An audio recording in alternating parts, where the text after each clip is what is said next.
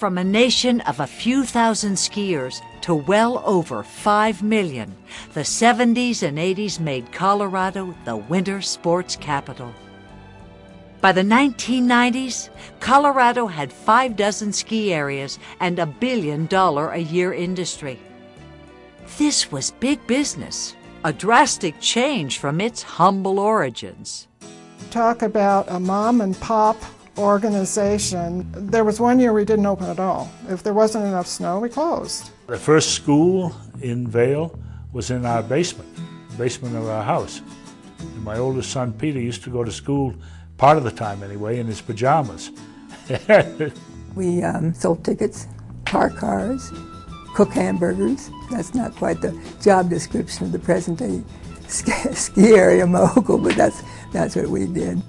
It was a time of comradeship, who buys the beer. Now, frankly, it's a project to drive I-70 and go up to the big resorts. So the good old days are gone, but then, ask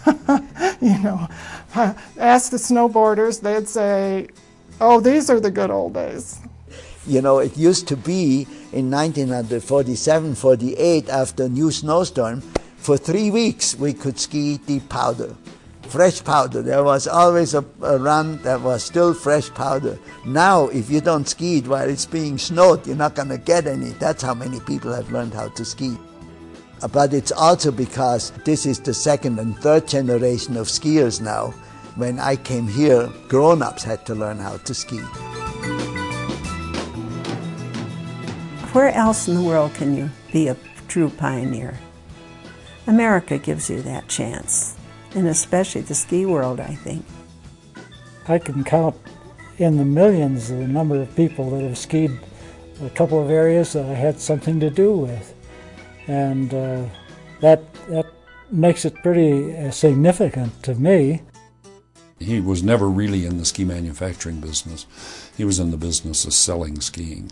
And he spent his life doing so. It was a real passion. I'm just very thankful that I grew up in the mountains, and because of that, learned how to ski. I can hardly wait to get out there again.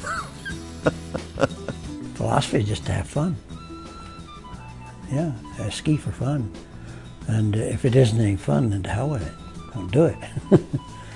I wonder if people fully realize what this has meant to a whole bunch of our rural communities in terms of really getting an economic base in there when they only had ranching and they only had very, very few places. It's really been a very important industry in Colorado.